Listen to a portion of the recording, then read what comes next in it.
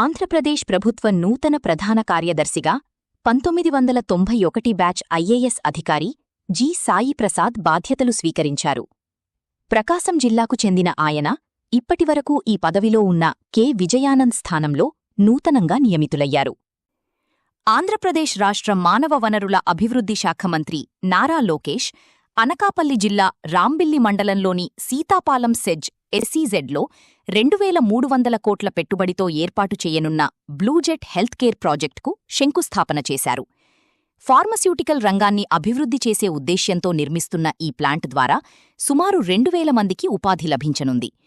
ముఖ్యంగా ఔషధాల తయారీలో ఉపయోగించే యాక్టివ్ ఫార్మస్యూటికల్ ఇంగ్రీడియంట్స్ ఏపీఐస్ను ఏటా 2000 కిలోలీటర్ల సామర్థ్యంతో ఇక్కడ తయారు చేయడం ద్వారా చైనాపై ఆధారపడటాన్ని తగ్గించనున్నారు.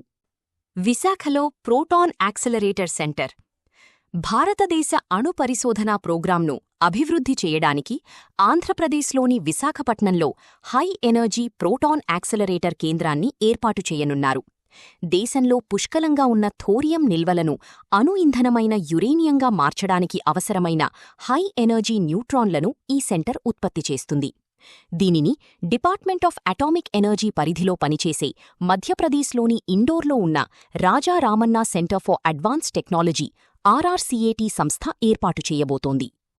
జువ్వలదిన్నెలో అటానమస్ మ్యారిటైమ్ షిప్యార్డ్ ఆంధ్రప్రదేశ్ రాష్ట్ర రక్షణ మరియు సముద్రయాన రంగాన్ని మరింత బలోపేతం చేయడానికి ఏపీ ఐటీ మంత్రి నారా లోకేష్ నెల్లూరు జిల్లా కావలి సమీపంలోని జువ్వలదిన్నె గ్రామం వద్ద autonomous maritime shipyard and systems development సెంటర్కు శంకుస్థాపన చేశారు. ఈ అధునాతన కేంద్రాన్ని Sagar defence engineering private limited సంస్థ తొలి విడతగా 45 కోట్ల రూపాయల పెట్టుబడితో 29.58 ఎకరాల్లో నిర్మిస్తోంది. ఇక్కడ రక్షణ రంగానికి అవసరమైన అన్మాన్డ్ సర్ఫేస్ వెజల్స్ మరియు అధునాతన మెరైన్ టెక్నాలజీలను అభివృద్ధి చేస్తారు. ప్రాజెక్ట్ హనుమాన్ ఆంధ్రప్రదేశ్ రాష్ట్రంలో మానవులు మరియు వన్యప్రాణుల మధ్య ఘర్షణలను తగ్గించడానికి డిప్యూటీ సీఎం పవన్ కళ్యాణ్ మంగళగిరిలో ప్రాజెక్ట్ హనుమాన్ను అధికారికంగా ప్రారంభించారు. హనుమాన్ అనగా healing and nurturing units for monitoring aid and nursing of wild life అని అర్థం.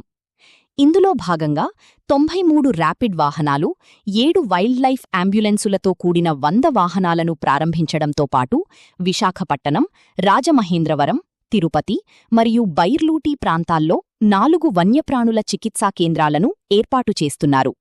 అలాగే జంతువుల దాడుల్లో మరణించిన వారికి ఇచ్చే ఎక్స్గ్రేషియాను 10 లక్షలకు, గాయపడిన వారికి పరిహారాన్ని 2 లక్షలకు పెంచారు. AP judicial academy and high court Andhra Pradesh రాజధాని అమరావతిలోని పిచ్చుకలపాలెంలో 4.83 ఎకరాల్లో నిర్మించనున్న ఏపీ జ్యుడిషియల్ అకాడమీకి సుప్రీంకోర్టు ప్రధాన న్యాయమూర్తి మరియు ఏపీ సీఎం చంద్రబాబు నాయుడు శంకుస్థాపన చేశారు. ఈ అకాడమీలో 120 మంది ట్రైనీ జడ్జిలకు, 60 మంది ఫ్యాకల్టీ జడ్జిలకు ప్రత్యేక శిక్షణ ఇవ్వనున్నారు. అదే సమయంలో ఏపీ హైకోర్టుకు మొట్టమొదటి మహిళా ప్రధాన న్యాయమూర్తిగా జస్టిస్ లీసాగిల్ పేరును సుప్రీంకోర్టు కొలీజియం కేంద్ర ప్రభుత్వానికి సిఫార్సు చేసింది.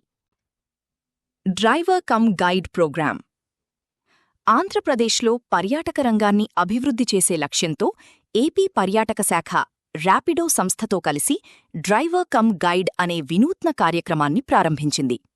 ఈ ప్రోగ్రాం ద్వారా ర్యాపిడో డ్రైవర్లు పర్యాటకులను వారి గమ్యస్థానాలకు చేర్చడమే కాకుండా ఆ ప్రదేశాల ప్రాముఖ్యతను వివరించే సాంస్కృతిక అంబాసిడర్లుగా కూడా వ్యవహరిస్తారు. కేంద్ర పర్యాటక శాఖ అమలు చేస్తున్న స్వదేశ్ దర్శన్ స్కీమ్ కింద దేశంలోనే మొట్టమొదటిసారిగా ఈ ఛాలెంజ్ బేస్డ్ పైలట్ ప్రాజెక్టును ఫిబ్రవరి 24, 2026న విజయవాడలో ప్రారంభించారు. త్వరలో దీనిని తిరుపతి మరియు విశాఖపట్నానికి కూడా విస్తరించనున్నారు. ఏపీలో ఇంద్రధనస్సు పథకం ఆంధ్రప్రదేశ్ రాష్ట్ర రోడ్డు రవాణా సంస్థ ఏపీఎస్ఆర్టీసీ దివ్యాంగులకు, పర్సన్స్ విత్ డిజబిలిటీస్ బస్సుల్లో ఉచిత ప్రయాణాన్ని అందించే ఇంద్రధనస్సు పథకాన్ని తీసుకువచ్చింది. దీనిని మార్చి 18న ముఖ్యమంత్రి చంద్రబాబు నాయుడు లాంచ్ చేయనున్నారు. ఈ పథకం కింద city ordinary, metro express, Palle Velugu, ultra Palle Velugu మరియు ఎక్స్ప్రెస్ వంటి 5 రకాల బస్సుల్లో దివ్యాంగులకు ఉచిత ప్రయాణం లభిస్తుంది. సూపర్ లగ్జరీ తదితర ఏసీ బస్సుల్లో 50% సబ్సిడీ ఉంటుంది. Rights of persons with disabilities act 2016 కింద 40% లేదా అంతకంటే ఎక్కువ వైకల్యం ఉన్నవారు ఈ పథకానికి అర్హులు. అరకు కౌని తొలి గిరిజన ఆహార మెను. ఆంధ్రప్రదేశ్ ముఖ్యమంత్రి చంద్రబాబు నాయుడు కలెక్టర్ల కాన్ఫరెన్స్లో దేశంలోనే మొట్టమొదటి గిరిజన చిరుధాన్యాల ఆధారిత ఆహార menu, first tribal millet based food menu అయిన అరకు కౌనీని ప్రారంభించారు. అల్లూరి సీతారామరాజు జిల్లాలోని స్థానిక గిరిజన ప్రజలు ఎటువంటి రసాయన ఎరువులు వాడకుండా సహజంగా పండించిన మిల్లెట్ల ద్వారా ఈ మెనూలోని వంటకాలను తయారుచేస్తారు. కొర్ర పాయసం, రాగి చపాతీ, సామల పులిహోర, రాగి అంబలి వంటి ఆరోగ్యకరమైన వంటకాలు ఈ మెనూలో ఉంటాయి. అల్లూరి సీతారామరాజు జిల్లా అడ్మినిస్ట్రేషన్, గిరిజన అంగన్వాడీ వర్కర్లు మరియు తిరుపతిలోని ఇండియన్ క్యులినరీ ఇన్స్టిట్యూట్ కలిసి సంయుక్తంగా ఈ ఫుడ్ మెనూను రూపొందించాయి. ఏపీ మోటార్ వాహనాల పన్ను సవరణ బిల్లు 2026. ఆంధ్రప్రదేశ్ రాష్ట్ర శాసనసభ ఇటీవల ఏపీ మోటార్ వాహనాల పన్ను సవరణ బిల్లు 2026ను అధికారికంగా ఆమోదించింది. ఈ నూతన చట్టం ప్రకారం రాష్ట్రంలో లైఫ్ ట్యాక్స్ చెల్లిస్తున్న మోటార్ వాహనాలపై అదనంగా 10% రోడ్ సేఫ్టీ సెస్ విధించనున్నారు.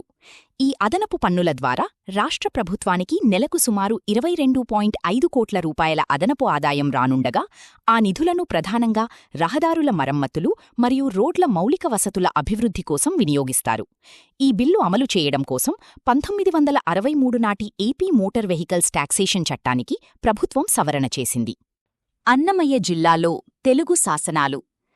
ఆంధ్రప్రదేశ్లోని అన్నమయ్య జిల్లా ములకల చెరువు మండలం సోన్పాలెం గ్రామంలో ఉన్న చెన్నకేశవస్వామి దేవాలయం దీపస్తంభం వద్ద చరిత్రకారుడు మైనాస్వామి బృందం 2 పురాతన తెలుగు శాసనాలను, తెలుగు ఇన్స్క్రిప్షన్స్ను కనుగొంది.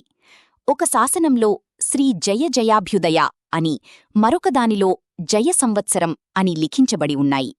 ఇవి విజయనగర సామ్రాజ్యానికి చెందిన రాజు అచ్యుతదేవరాయల కాలానికి క్రీస్తు శకం 1534కు చెందినవిగా పురావస్తు నిపుణులు నిర్ధారించారు.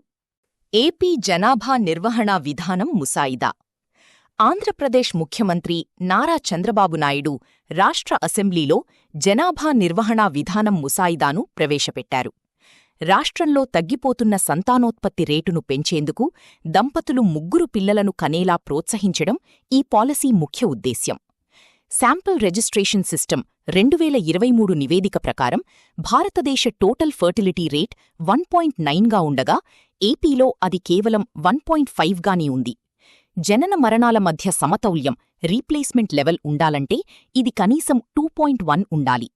ఈ పాలసీ కింద 3వ బిడ్డను కంటే డెలివరీ సమయంలో ₹25,000, ఆ తర్వాత 5 ఏళ్లపాటు నెలకు ₹1,000 చొప్పున ఆర్థిక సహాయంతో పాటు బిడ్డకు 18 ఏళ్లు వచ్చే వరకు ఉచిత విద్యను అందిస్తారు. దీనిని ఏప్రిల్ 1, 2026 నుంచి అమలు చేయనున్నారు.